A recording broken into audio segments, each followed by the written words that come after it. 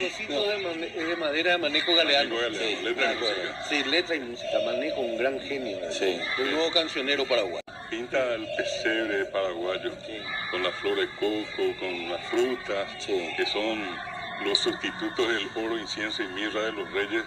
Acá los reyes paraguayos representan Aparte, frutas. ¿cómo mezcló nomás, vamos a dejar cómo mezcló la música, la cultura guaraní con el relato bíblico, ¿verdad? Porque habla del niño José María, ¿verdad? Que llegan al establo. Y ese pesebre de Cabo Betí que todavía no pueden encontrar en muchos lugares, la gente sigue preparando. Y es una cuestión tan interesante siempre la flor del coco. Sí. Navidad de flor de coco, Navidad del Paraguay. Sí. Mercedes Llané cuenta la historia. Ella es argentina. Argentina. Vino a Paraguay, se enamoró de Paraguay, tuvo que ir a Chile a trabajar y en 1951 la añoranza era tal de volver al Paraguay y pasar la Navidad acá, que dice que siente el aroma a flor de coco en Santiago de Chile.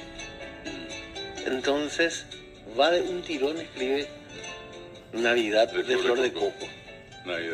Le entrega al papá, bueno, cuando vuelve acá el marido le entrega al maestro Esteban Moravito, que es el papá del dueño de masa, Esteban Moravito, y al día siguiente aparece con la música.